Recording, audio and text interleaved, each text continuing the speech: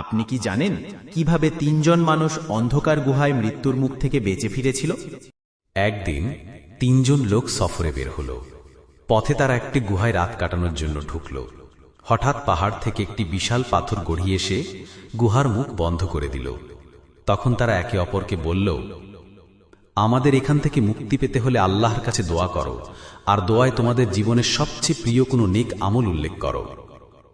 প্রথম ব্যক্তি: হে আল্লাহ, আমি আমার বাবা মাকে অনেক ভালোবাসতাম।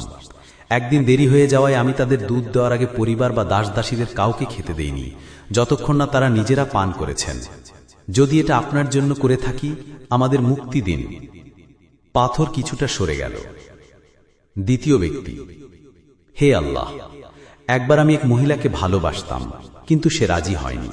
পরে কষ্টের সময় সে আমার কাছে সাহায্য চাইলে আমি টাকা দিলাম, তবে খারাপ শর্তে। কিন্তু আল্লাহর ভয়ে আমি তাকে স্পর্শ করিনি। যদি এটা আপনার জন্য করে থাকি, মুক্তি দিন। পাথর আরো সরে গেল। তৃতীয় ব্যক্তি: হে আল্লাহ, একবার আমি এক মজুরকে কাজ করিয়েছিলাম।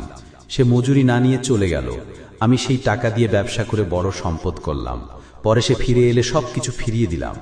যদি এটা আপনার জন্য করে থাকি, আমাদের মুক্তি দিন। পাথর সম্পূর্ণ সরে গেল। তারা নিরাপদে বেরিয়ে এলো। নেক আমল শুধু দুনিয়াতে নয়, আখিরাতেও মুক্তির চাবি হতে পারে। ভালো লাগলে লাইক ও শেয়ার করবেন, কমেন্টে আপনার মতামত জানান। আপনার সাপোর্ট দরকার।